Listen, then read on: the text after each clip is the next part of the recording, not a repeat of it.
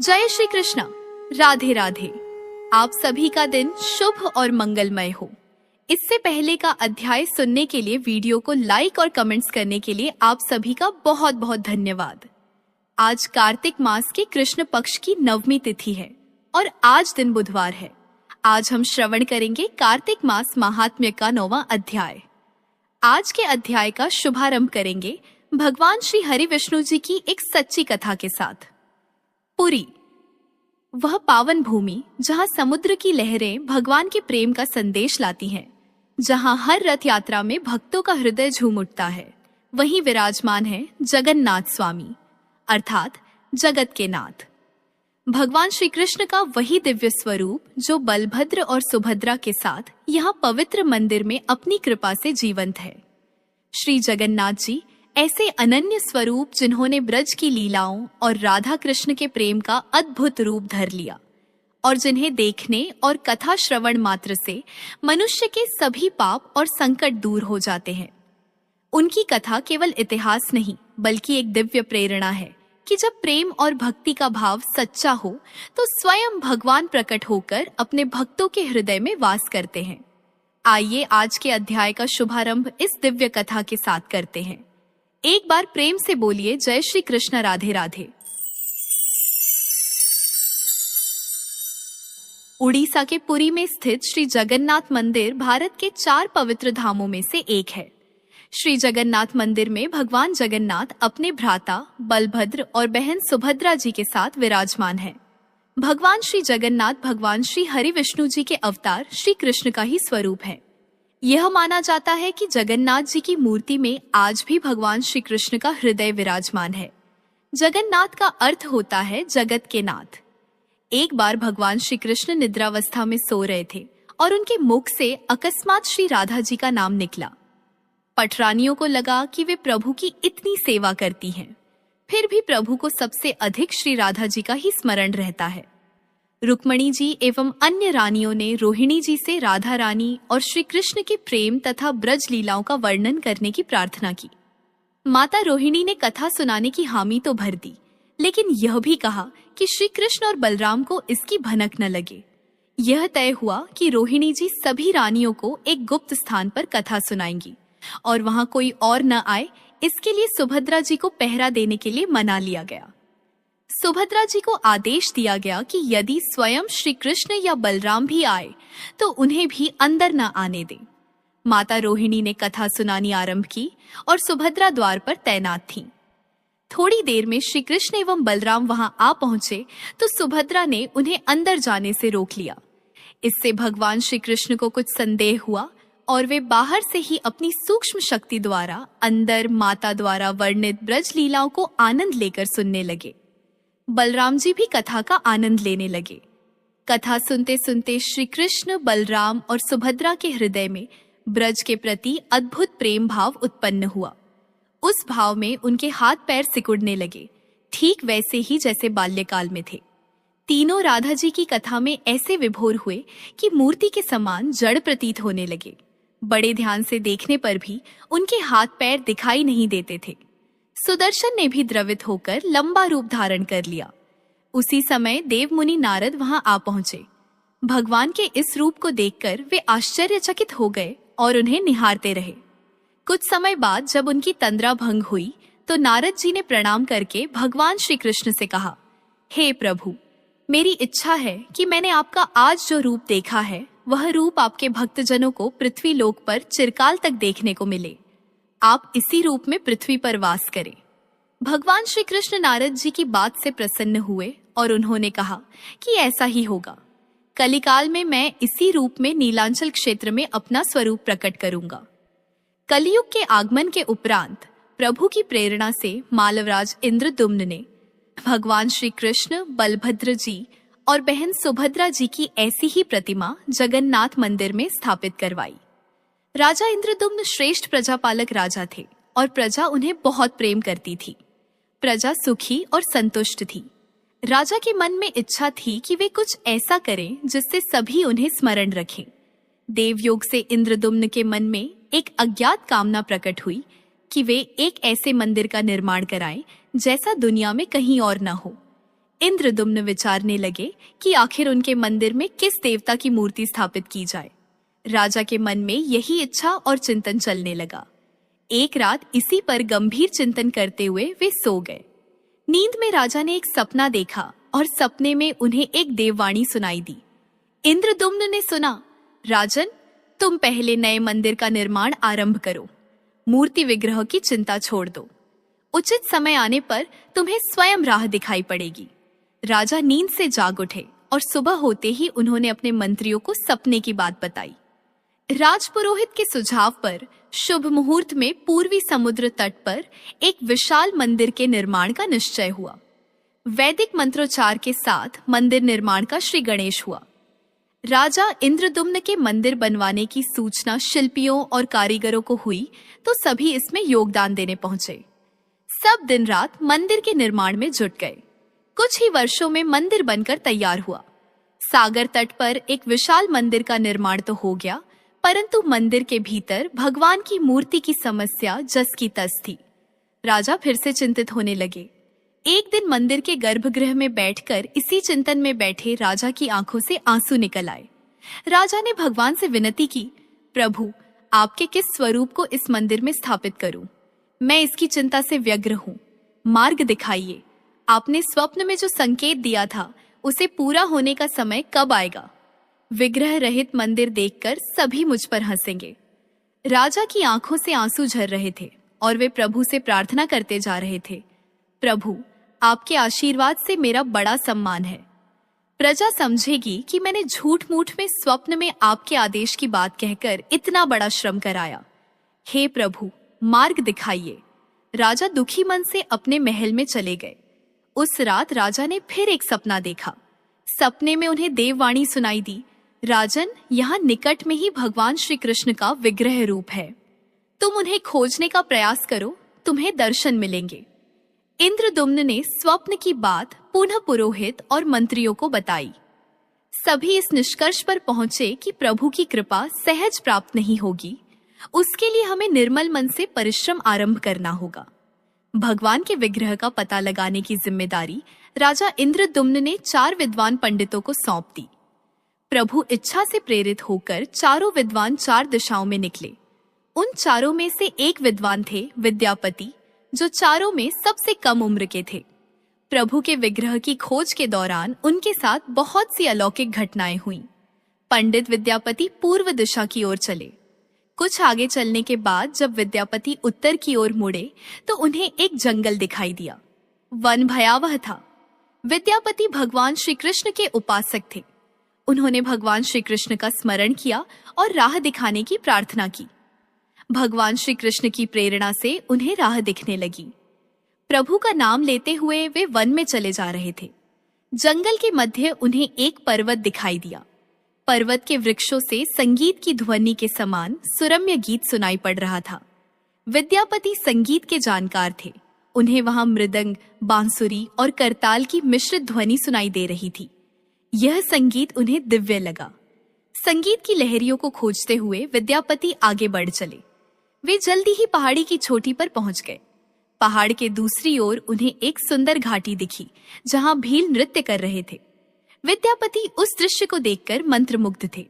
सफर के कारण वे थके हुए थे, पर संगीत से थकान मिट गई और उन्हें नींद आने लगी। अचानक एक बाघ की गर्जना सुनकर विद्यापति घबरा उठे। बाघ उनकी तरफ दौड़ता आ रहा था। बाघ को देखकर विद्यापति घबरा गए और बेहोश होकर वहीं गिर पड़े। बाघ विद्यापति पर आक्रमण करने ही वाला था कि तभी एक स्त्री ने बाघ को पुकारा, बाघा। उस आवाज को सुनकर बाघ मौन खड़ा हो गया। स्त्री ने उसे लौटने का आदेश दिया तो बाघ लौट पड़ा। बाघ उस स्त्री के पैरों के पास ऐसे लौटने लगा जैसे कोई बिल्ली पुचकार सुनकर खेलने लगती है। युवती बाघ की पीठ को प्यार से थपथपाने लगी और बाघ स्नेह से लिपटता रहा। वह स्त्री वहां मौजूद स्त्रियों में सर्वाधिक सुंदर थी। वह भीलों के राजा विश्वासु की इकलौती पुत्री ललिता थी। ललिता ने अपनी सेविकाओं को अचेत विद्यापति की देखभाल के लिए भेजा। सेविकाओं ने झरने से जल लेकर विद्यापति पर छिड़का। कुछ देर बाद विद्यापति की चेतना लौटी। उन्हें जल पिलाया गया। विद्यापति यह सब देखकर कुछ आश्चर्य में थे। ललिता विद्यापति के पास आई और पूछा, आप कौन हैं और भयानक जानवरों से भरे इस वन में आप कैसे पहुंचे? आपके आने का प्रयोजन बताइए ताकि मैं आपकी सहायता कर सकूं। विद्यापति के मन से बाघ का भय पूरी तरह गया नहीं था। ललिता ने यह बात भांप ली और उन्हें सांत्वना देते हुए कहा, विप्रवर, आप मेरे साथ चले। जब आप स्वस्थ हो तब अपने लक्ष्य की ओर प्रस्थान करें। विद्यापति ललिता के पीछे पीछे उनकी बस्ती की तरफ चल दिए। विद्यापति भीलों के राजा विश्वासु से मिले और उन्हें अपना परिचय दिया। विश्वासु विद्यापति जैसे विद्वान से मिलकर बड़े प्रसन्न हुए। विश्वासु के अनुरोध पर विद्यापति कुछ दिन वहां अतिथि बनकर रुके। वे भीलों को धर्म और ज्ञान का उपदेश देने लगे। उनके उपदेशों को विश्वासु तथा ललिता बड़ी रुचि के साथ सुनते थे। ललिता के मन में विद्यापति के लिए अनुराग पैदा हो गया। विद्यापति ने भी भांप लिया कि ललिता जैसी सुंदरी को उनसे प्रेम हो गया है, किंतु विद्यापति एक बड़े कार्य के लिए निकले थे। अचानक एक दिन विद्यापति बीमार हो गए। ललिता ने उनकी सेवा की। इससे विद्यापति के मन में भी ललिता के प्रति प्रेम भाव पैदा हो गया। विश्वासु ने प्रस्ताव रखा कि विद्यापति ललिता से विवाह कर लें, तो विद्यापति ने इसे स्वीकार कर लिया। कुछ दिन दोनों के सुखमय बीते। ललिता से विवाह करके विद्यापति प्रसन्न तो थे, पर जिस महत्वपूर्ण कार्य के लिए वे आए थे वह अभी तक अधूरा था। यही चिंता उन्हें बार बार सताती थी। इस बीच विद्यापति को एक विशेष बात पता चली कि विश्वासु हर रोज सवेरे उठकर कहीं चला जाता था और सूर्योदय के बाद ही लौटता था। कितनी भी विकट स्थिति हो, उसका यह नियम कभी नहीं टूटता था। विश्वासु के इस नियम पर विद्यापति को आश्चर्य हुआ। उनके मन में इस रहस्य को जानने की इच्छा हुई कि आखिर विश्वासु जाता कहाँ है। एक दिन विद्यापति ने ललिता से इस संबंध में पूछा तो ललिता यह सुनकर सहम गई। विद्यापति ने ललिता से उसके पिता द्वारा प्रतिदिन सुबह किसी अज्ञात स्थान पर जाने और सूर्योदय से पूर्व लौट आने का रहस्य पूछा। विश्वासु का नियम किसी भी हाल में नहीं टूटता था, चाहे कितनी भी विकट परिस्थिति हो। ललिता के सामने धर्म संकट आ गया। वह पति की बात को ठुकरा नहीं सकती थी, लेकिन पति जो पूछ रहे थे वह उसके वंश की गोपनीय परंपरा से जुड़ी बात थी, जिसे खोलना संभव नहीं था। ललिता ने कहा, स्वामी, यह हमारे कुल का रहस्य है जिसे किसी के सामने खोला नहीं जा सकता, परंतु आप मेरे पति हैं और मैं आपको कुल का पुरुष मानते हुए जितना संभव है उतना बताती हूँ। यहाँ से कुछ दूरी पर एक गुफा है जिसके अंदर हमारे कुल देवता हैं। उनकी पूजा हमारे सभी पूर्वज करते आए हैं और यह पूजा निर्विघ्न चलनी चाहिए। उसी पूजा के लिए पिताजी रोज सुबह नियमित रूप से जाते हैं। विद्यापति ने ललिता से कहा कि वे भी उनके कुल देवता के दर्शन करना चाहते हैं। ललिता बोली, स्वामी, यह संभव नहीं है। हमारे कुल देवता के बारे में किसी को जानने की इच्छा है। यह सुनकर मेरे पिता क्रोधित हो जाएंगे। विद्यापति की उत्सुकता बढ़ रही थी और वे तरह तरह से ललिता को अपने प्रेम की शपथ देकर उसे मनाने लगे। आखिरकार ललिता ने कहा कि वह अपने पिताजी से विनती करेगी कि वे आपको देवता के दर्शन करा दें। ललिता ने पिता से सारी बात कही तो वे क्रोधित हो गए। ललिता ने जब यह कहा कि मैं आपकी इकलौती संतान हूँ, आपके बाद देवता की पूजा का दायित्व मेरा होगा, इसलिए मेरे पति का यह अधिकार बनता है, क्योंकि आगे उन्हें ही पूजना होगा। विश्वासु इस तर्क के आगे झुक गए। वे बोले, गुफा के दर्शन किसी को तभी कराए जा सकते हैं जब वह भगवान की पूजा का दायित्व अपने हाथ में ले ले। विद्यापति ने दायित्व स्वीकार किया तो विश्वासु देवता के दर्शन कराने को राजी हो गए। दूसरे दिन सूर्योदय से पूर्व विश्वासु विद्यापति की आंखों पर पट्टी बांधकर उनका दाहिना हाथ पकड़कर गुफा की तरफ निकले। विद्यापति ने मुट्ठी में सरसों रख लिया था, जिसे वे रास्ते में गिराते हुए गए। गुफा के पास पहुंचकर विश्वासु रुके और गुफा के द्वार तक पहुंच गए। विश्वासु ने विद्यापति की आंखों की काली पट्टी खोल दी और उस गुफा में नीले रंग का प्रकाश चमक उठा। हाथों में मुरली लिए भगवान श्री कृष्ण का रूप विद्यापति को दिखाई दिया। विद्यापति आनंद मग्न हो गए और उन्होंने भगवान के दर्शन किए। दर्शन के बाद तो जैसे विद्यापति जाना ही नहीं चाहते थे, पर विश्वासु ने लौटने का आदेश दिया और फिर उनकी आंखों पर पट्टी बांधी और दोनों लौट पड़े। लौटने पर जब ललिता ने विद्यापति से पूछा तो विद्यापति ने गुफा में दिखे अलौकिक दृश्य के बारे में पत्नी को बताना भी उचित नहीं समझा। वे उनकी बात को टाल गए। विद्यापति को यह जानकारी हो चुकी थी कि विश्वासु श्री कृष्ण की मूर्ति की पूजा करते हैं। विद्यापति को आभास हो गया कि महाराज ने स्वप्न में जिस प्रभु विग्रह के बारे में देववाणी सुनी थी वह इसी मूर्ति के बारे में थी। विद्यापति विचार करने लगे कि किसी तरह इस मूर्ति को लेकर राजधानी पहुंचना होगा। वे एक तरफ तो गुफा से मूर्ति को लेकर जाने की सोच रहे थे, तो वहीं दूसरी तरफ भीलराज और पत्नी के साथ विश्वासघात के विचार से उनका मन व्यथित हो रहा था। विद्यापति धर्म अधर्म के बारे में सोचते रहे। फिर विचार आया कि यदि विश्वासु ने सचमुच उन पर विश्वास किया होता तो आंखों पर पट्टी बांधकर गुफा तक नहीं ले जाते। इसलिए उनके साथ विश्वासघात का प्रश्न ही नहीं उठता। उन्होंने गुफा से मूर्ति चुराने का मन बना लिया। विद्यापति ने ललिता से कहा कि वे अपने माता पिता के दर्शन करने के लिए जाना चाहते हैं, क्योंकि वे उन्हें लेकर परेशान होंगे। ललिता भी साथ चलने को तैयार हुई, तो विद्यापति ने यह कहकर समझा लिया कि वे शीघ्र ही लौटेंगे तो उसे भी लेकर जाएंगे। ललिता मान गई। विश्वासु ने उनके लिए घोड़े का प्रबंध किया। अब तक सरसों के दानों से पौधे निकल आए थे। उन पौधों को देखता हुआ विद्यापति गुफा तक पहुंच गया। उसने भगवान की स्तुति की और क्षमा प्रार्थना के बाद उनकी मूर्ति उठाकर झोले में रख ली। शाम तक वह राजधानी पहुंच गया और सीधा राजा के पास गया। उसने दिव्य प्रतिमा राजा को सौंप दी और पूरी कहानी सुनाई। राजा ने बताया कि उसने कल एक सपना देखा कि सुबह सागर में एक कुंदा, लकड़ी का लट्ठा, बहकर आएगा। उस कुंदे की नक्काशी करवाकर भगवान की मूर्ति बनवा लेना, जिसका अंश तुम्हें प्राप्त होने वाला है। वह भगवान श्री विष्णु का स्वरूप होगा। तुम जिस मूर्ति को लाए हो वह भी भगवान विष्णु का अंश है। दोनों आश्वस्त थे कि उनकी तलाश पूरी हो गई है। राजा ने कहा कि जब भगवान द्वारा भेजी लकड़ी से हम इस प्रतिमा का बड़ा स्वरूप बनवा लेंगे, तब तुम अपने ससुर से मिलकर उन्हें मूर्ति वापस कर देना। उनके कुल देवता का इतना बड़ा विग्रह एक भव्य मंदिर में स्थापित देखकर उन्हें खुशी ही होगी। दूसरे दिन सूर्योदय से पूर्व राजा विद्यापति तथा मंत्रियों को लेकर सागर तट पर पहुंचे। स्वप्न के अनुसार एक बड़ा कुंदा पानी में बहकर आ रहा था। सभी उसे देखकर प्रसन्न हुए। कई नावों पर बैठकर राजा के सेवक उस कुंदे को खींचने पहुंचे। मोटी मोटी रस्सियों से कुंदे को बांधकर खींचा जाने लगा, लेकिन कुंदा टस से मस नहीं हुआ और लोग भेजे गए, लेकिन सैकड़ों लोग और नावों का प्रयोग करके भी कुंदे को हिलाया तक नहीं जा सका। राजा का मन उदास हो गया। सेनापति ने एक बड़ी सेना कुंदे को खींचने के लिए भेज दी। सारे सागर में सैनिक ही सैनिक नजर आने लगे, लेकिन सभी मिलकर कुंदे को अपने स्थान से हिला तक न सके। सुबह से रात हो गई। अचानक राजा ने काम रोकने का आदेश दिया। उन्होंने विद्यापति को अकेले में ले जाकर कहा कि वे समस्या का कारण जान गए हैं। राजा के चेहरे पर संतोष के भाव थे। राजा ने विद्यापति को गोपनीय रूप से कहीं चलने की बात कही।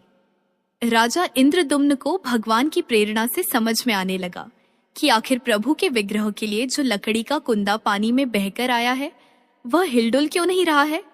राजा ने विद्यापति को बुलाया और कहा, तुम जिस दिव्य मूर्ति को अपने साथ लाए हो उसकी अब तक जो पूजा करता आया था उससे तुरंत भेंट करके क्षमा मांगनी होगी। बिना उसके स्पर्श किए यह कुंदा आगे नहीं बढ़ सकेगा। राजा इंद्रदुम्न और विद्यापति विश्वासु से मिलने पहुंचे। राजा ने पर्वत की छोटी से जंगल को देखा तो उसकी सुंदरता को देखते ही रह गए। दोनों भीलों की बस्ती की ओर चुपचाप चलते रहे। इधर विश्वासु अपनी नियमित दिनचर्या के हिसाब से गुफा में अपने कुल देवता की पूजा के लिए चले। वहां प्रभु की मूर्ति गायब देखकर वे समझ गए कि उनके दामाद ने ही यह छल किया है। विश्वासु लौटे और ललिता को सारी बात सुना दी। विश्वासु पीड़ा से भरे घर के आंगन में पछाड़ खाकर गिर गए। ललिता अपने पति द्वारा किए विश्वासघात से दुखी थी और स्वयं को इसका कारण मान रही थी। पिता पुत्री दिन भर विलाप करते रहे। उन दोनों ने अन्न का एक दाना भी न छुआ। अगली सुबह विश्वासु उठे और सदा की तरह अपनी दिनचर्या का पालन करते हुए गुफा की तरफ बढ़ निकले। वे जानते थे कि प्रभु का विग्रह वहां नहीं है, फिर भी उनके पैर गुफा की ओर खींचे चले जाते थे। विश्वासु के पीछे ललिता और रिश्तेदार भी चले। विश्वासु गुफा के भीतर पहुंचे जहां भगवान की मूर्ति होती थी। वे उस चट्टान के पास हाथ जोड़कर खड़े रहे, फिर उस ऊंची चट्टान पर गिर गए और बिलक बिलक कर रोने लगे। उनके पीछे प्रजा भी रो रही थी। एक भीड़ युवक भागता हुआ गुफा के पास आया और बताया कि उसने महाराज और उनके साथ विद्यापति को बस्ती की ओर से आते देखा है। यह सुनकर सब चौंक उठे।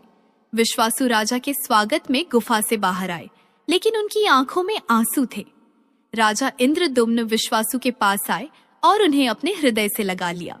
राजा बोले, भीलराज, तुम्हारे कुल देवता की प्रतिमा का चोर तुम्हारा दामाद नहीं, मैं हूं। उसने तो केवल अपने महाराज के आदेश का पालन किया है। यह सुनकर सब चौंक उठे। विश्वासु ने राजा को आसन दिया। राजा ने विश्वासु को शुरू से अंत तक पूरी बात बताकर कहा कि आखिर क्यों यह सब करना पड़ा। फिर राजा ने उनसे अपने स्वप्न और जगन्नाथपुरी में सागर तट पर मंदिर निर्माण की बात कह सुनाई। राजा ने विश्वासु से प्रार्थना की और बोले, हे भील सरदार विश्वासु, कई पीढ़ियों से आपके वंश के लोग भगवान की मूर्ति को पूजते आए हैं। भगवान के उस विग्रह के दर्शन सभी को मिले, इसके लिए आपकी सहायता चाहिए। ईश्वर द्वारा भेजे गए लकड़ी के कुंदे से बनी मूर्ति के भीतर हम इस दिव्य मूर्ति को सुरक्षित रखना चाहते हैं। अपने कुल की प्रतिमा को पुरी के मंदिर में स्थापित करने की अनुमति दो। उस कुंदे को तुम स्पर्श करोगे तभी वह हिलेगा। विश्वासु राजी हो गए। राजा सपरिवार विश्वासु को लेकर सागर तट पर पहुंचे। विश्वासु ने कुंदे को छुआ तो छूते ही कुंदा अपने आप तैरता हुआ किनारे पर आ लगा। राजा के सेवकों ने उस कुंदे को राजमहल में पहुंचा दिया। अगले दिन राजा ने मूर्तिकारों और शिल्पियों को बुलाकर मंत्रणा की कि आखिर इस कुंदे से कौन सी देव मूर्ति बनाना शुभदायक होगा। मूर्तिकारों ने कह दिया कि वे पत्थर की मूर्तियां बनाना तो जानते हैं, लेकिन लकड़ी की मूर्ति बनाने का उन्हें ज्ञान नहीं है। एक नए विघ्न के पैदा होने से राजा फिर चिंतित हो गए। उसी समय वहां एक बूढ़ा आदमी आया। उसने राजा से कहा, हे राजन, इस मंदिर में आप भगवान श्री कृष्ण को उनके भाई बलभद्र तथा बहन सुभद्रा के साथ विराजमान करें। इस देवयोग का यही संकेत है। राजा को उस बूढ़े व्यक्ति की बात से सांत्वना तो मिली, लेकिन समस्या यह थी कि आखिर मूर्ति कैसे बनेगी। उस बूढ़े ने कहा कि मैं इस कला में कुशल हूँ, मैं इस पवित्र कार्य को पूरा करूंगा और मूर्तियां बनाऊंगा, पर मेरी एक शर्त है। राजा प्रसन्न हो गए और उन्होंने उनकी शर्त पूछी। बूढ़े शिल्पकार ने कहा, मैं भगवान की मूर्ति के निर्माण का काम एकांत में करूंगा। मैं यह काम बंद कमरे में करूंगा। कार्य पूरा करने के बाद मैं स्वयं दरवाजा खोलकर बाहर आऊंगा। इस बीच कोई मुझे नहीं बुलाएगा। राजा सहमत तो थे, लेकिन उन्हें एक चिंता हुई और बोले, यदि कोई आपके पास नहीं आएगा तो ऐसी हालत में आपके खाने पीने की व्यवस्था कैसे होगी। शिल्पी ने कहा, जब तक मेरा काम पूर्ण नहीं होता मैं कुछ खाता पीता नहीं हूँ। राजमहल के एक विशाल कक्ष में उस बूढ़े शिल्पी ने स्वयं को 21 दिनों के लिए बंद कर लिया और काम शुरू कर दिया। भीतर से आवाजें आती थीं। महारानी गुंडीचा देवी दरवाजे से कान लगाकर अक्सर छेनी हथौड़े के चलने की आवाजें सुना करती थीं। महारानी रोज की तरह कमरे के दरवाजे से कान लगाए खड़ी थीं। 15 दिन बीत चुके थे कि उन्हें कमरे से आवाज सुनाई पड़नी बंद हो गई। जब मूर्तिकार के काम करने की कोई आवाज सुनाई नहीं पड़ी तो रानी चिंतित हो गई। उन्हें लगा कि वृद्ध आदमी है, खाता पीता भी नहीं, कहीं उसके साथ कुछ अनिष्ट न हो गया हो। व्याकुल होकर रानी ने दरवाजे को धक्का देकर खोला और भीतर झांक कर देखा। महारानी गुंडीचा देवी ने इस तरह मूर्तिकार को दिया हुआ वचन भंग कर दिया था। मूर्तिकार अब भी मूर्तियां बना रहा था, परंतु रानी को देखते ही वह अदृश्य हो गए। मूर्ति निर्माण का कार्य अभी तक पूरा नहीं हुआ था। हाथ पैर का निर्माण पूर्ण नहीं हुआ था। वृद्ध शिल्पकार के रूप में स्वयं देवताओं के शिल्पी भगवान विश्वकर्मा आए थे। उनके अदृश्य होते ही मूर्तियां अधूरी ही रह गई। इसी कारण आज भी ये मूर्तियां वैसी ही हैं। उन प्रतिमाओं को ही मंदिर में स्थापित कराया गया। कहते हैं विश्वासु संभवतः उस जरा बहेलिये का वंशज था जिसने अनजाने में भगवान कृष्ण की हत्या कर दी थी। विश्वासु शायद भगवान श्री कृष्ण के पवित्र अवशेषों की पूजा करता था। ये अवशेष मूर्तियों में छिपा कर रखे गए थे। विद्यापति और ललिता के वंशज, जिन्हें दैत्य कहते हैं, उनका परिवार ही यहाँ अब तक पूजा करता है। जय श्री जगन्नाथ। अब सुनिए कार्तिक मास महात्म्य में आगे का अध्याय। इससे पहले के अध्याय में आपने जाना था कि किस प्रकार देवर्षि नारद ने राजा पृथु को कार्तिक मास में पड़ने वाली चतुर्थी व्रत के महात्म्य का वर्णन किया था। अब एक दिन देवर्षि नारद ने श्री वेद व्यास जी से पूछा कि हे व्यास जी, ब्रह्मचारी, गृहस्थ, वानप्रस्थी और सन्यासी, इन चारों आश्रमों में गृहस्थ आश्रम को ही क्यों सर्वश्रेष्ठ माना गया है? इस बारे में जानने की मेरी प्रबल इच्छा है। तब व्यास जी ने कहा, हे नारद, जैसे समस्त नदियां समुद्र में जाकर आश्रय पाती हैं और सभी जीव माता का आश्रय पाकर जीवित रहते हैं, ठीक उसी प्रकार भिक्षुक, ब्रह्मचारी, सन्यासी, विद्यार्थी, गुरु पूजक और यात्री यह 6 जीविका रहित होने पर भी गृहस्थ का ही आश्रय पाते हैं। हे देवर्षि, ध्यान से सुनो। इस संबंध में मैं तुम्हें एक पुरातन इतिहास सुनाता हूँ। ऐसा कहकर वेद व्यास जी ने कहना प्रारंभ किया कि प्राचीन काल में उत्तानपाद राजा का उत्तम नाम का एक पुत्र अत्यंत बलवान और मदिरा पीने वाला था। राजा और रानी दोनों स्नेहपूर्वक रहा करते थे। एक दिन राजा ने वेश्या का नृत्य देखते हुए मदिरा पान किया, साथ ही अपनी पत्नी से भी मदिरा पीने का आग्रह किया, परंतु रानी ने उसका कहना नहीं माना। तब राजा ने क्रोधित होकर अपने सेवकों को निर्जन वन में रानी को छोड़ आने की आज्ञा दे डाली। अनुचरों ने राजा की आज्ञा का पालन किया। इसके बाद राजा ने दूसरा विवाह नहीं किया। रानी के वियोग को सहन करते हुए राजा प्रजा का पुत्र के समान ही पालन करने लगा। एक दिन एक ब्राह्मण ने राजा उत्तानपाद के समीप आकर निवेदन किया कि हे राजन, मेरी पत्नी का किसी ने अपहरण कर लिया है। इस कारण मैं अत्यंत दुखी हूँ। आप मेरी पत्नी को तलाश करवाकर मुझे वापस दिलाने की व्यवस्था कीजिए। अब राजा ने तो अपनी पत्नी का खुद ही त्याग कर दिया था, तो राजा कहने लगा, हे महाराज, मुझे नहीं मालूम कि आपकी पत्नी को कौन किधर और कहाँ ले गया है। इस स्थिति में उसे ढूंढकर मैं कहाँ से ला सकता हूँ? यह सुनकर वह ब्राह्मण बोला, हे राजन, छठा भाग कर के रूप में प्राप्त करने के कारण आप तो प्रजा के रक्षक हैं।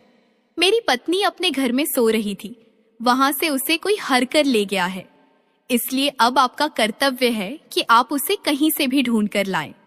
ब्राह्मण के ऐसे वचनों को सुनकर राजा कहने लगा, हे विप्रवर, मैंने आपकी पत्नी को कभी नहीं देखा और ना ही मैं यह जानता हूँ कि वह किस रूप और रंग स्वभाव वाली है।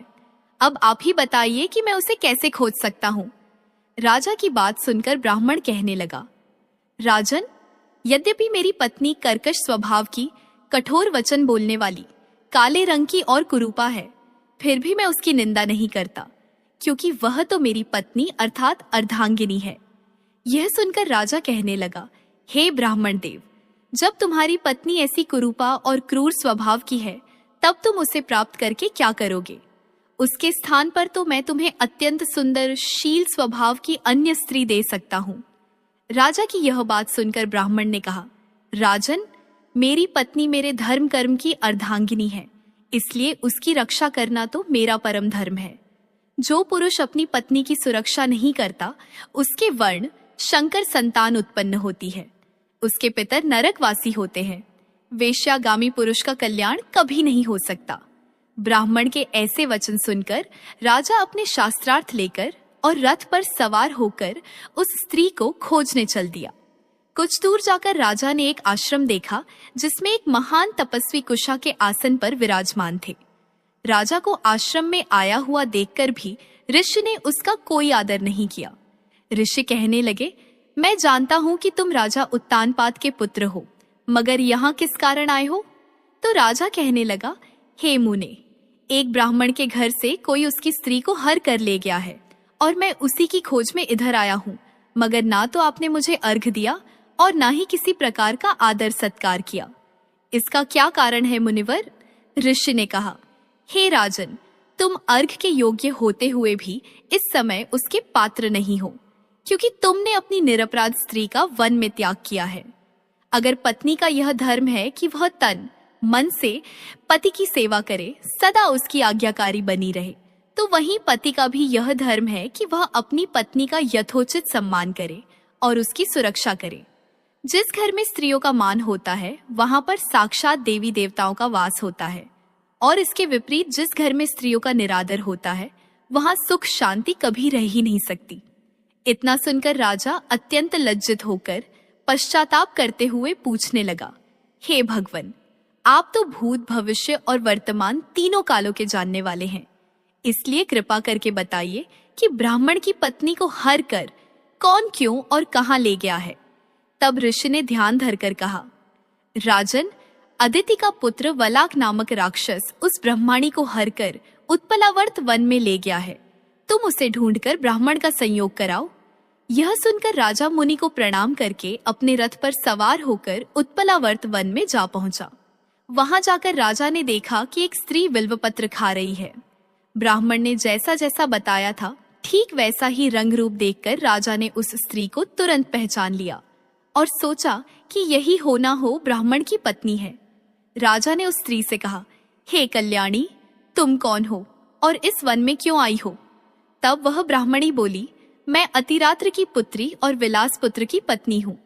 मैं तो अपने घर में सो रही थी महाराज कि वलाक नामक एक राक्षस मुझे अपहरण करके यहाँ ले आया है। यहाँ लाने के बाद उसने ना तो मुझे कभी किसी प्रकार का कोई कष्ट दिया और ना ही मेरा सतीत्व नष्ट करने का प्रयास किया है। इतना होने पर भी अपने पति के वियोग के कारण मैं अत्यंत दुखी हूँ। राजा ने पूछा, हे ब्रह्माणी, तो बताओ वह राक्षस इस समय कहाँ गया हुआ है? ब्रह्माणी ने बताया कि राजन, वह इस वन के अमुक स्थान पर गया है। जब राजा ब्रह्माणी द्वारा बताए गए स्थान पर पहुंचा तो राक्षस देखते ही राजा के चरणों में गिरकर बोला, राजन, बताइए मेरे लिए क्या आज्ञा है? राजा कहने लगा, अरे निशाचर, तू ब्राह्मणी को हर कर क्यों लाया है? अगर तू इसके साथ विवाह ही करना चाहता है तो यह तो अत्यंत कुरूपा है, और अगर तेरी इसे खाने की इच्छा है तो वैसा कहो। तब वह राक्षस कहने लगा, राजन, मेरे घर में अनेक रूपवती अप्सराएं हैं। उनके अलावा मैंने कभी किसी अन्य स्त्री से भोग की इच्छा नहीं की और ना ही मैं मांस भक्षण करता हूँ। मैं तो इस समय अपने पूर्व जन्म के पापों का प्रायश्चित कर रहा हूँ। इस ब्राह्मणी का पति राक्षसों को मारने का मंत्र जानता है। जब हम यज्ञ का अन्न ग्रहण करने के लिए जाते हैं तो वह हमको भगा देता है, क्योंकि यज्ञों का आचार्य वही बनता था। इसी कारण उस ब्राह्मण को दुख देने के लिए ही मैं उसकी पत्नी को हर कर ले आया हूँ। शास्त्रों के नियमानुसार स्त्री के बिना पुरुष को धार्मिक कर्म करने का अधिकार नहीं है, इसलिए अब वह यज्ञों में आचार्य नहीं बनता। राक्षस के इस प्रकार के वचन सुनकर अब राजा ने मन में विचार किया कि यह भी तो परोक्ष रूप से मेरी ही निंदा कर रहा है। अब राजा को समझ में आया कि उस वन में मुनि ने मुझे अर्घ क्यों नहीं दिया, मेरा आदर सम्मान क्यों नहीं किया। तब राजा को विचार मग्न देखकर वह राक्षस कहने लगा, राजन, मैं आपकी हर आज्ञा का पालन करूंगा, बस आप मुझे आज्ञा दीजिए। ऐसा कहकर वह राक्षस हाथ जोड़कर राजा के सम्मुख खड़ा हो गया। राजा ने कहा, हे निशाचर, तुम इस ब्रह्माणी को तुरंत इसके घर पहुंचा दो और उसके बाद जब भी मैं याद करूं तुम मेरे पास आ जाना। इतना सुनते ही वह राक्षस ब्रह्माणी को लेकर उसके घर छोड़ने के लिए चला गया। इसके बाद राजा मन ही मन विचार करने लगा कि मैंने अपनी निर्दोष पत्नी को घर से निकाला है, इसलिए अब मैं कौन सा ऐसा पुण्य कर्म करूं जिससे मुझे इस पाप से मुक्ति मिल जाए। तब राजा ने पुनः उन्हीं मुनि के पास जाकर उनसे उपाय पूछा। राजा के वचनों को सुनकर मुनि ने कहा, हे राजन, पुरुष के लिए स्त्री धर्म, अर्थ, काम और मोक्ष सब कुछ देने वाली है। इतना ही नहीं, पत्नी के बिना इस लोक और परलोक कहीं पर भी सुख की प्राप्ति नहीं हो सकती।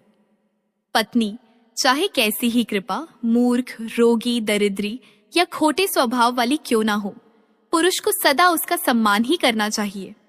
मुनि की बात सुनकर अब राजा को अपनी गलती का भारी पश्चाताप होने लगा।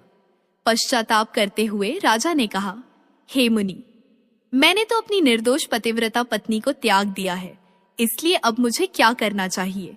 मुनि ने कहा, हे राजन, तुम्हारी पत्नी को अकेली वन में घूमते हुए देखकर शतापात नामक एक नाग उसे पाताल लोक में लेकर गया है।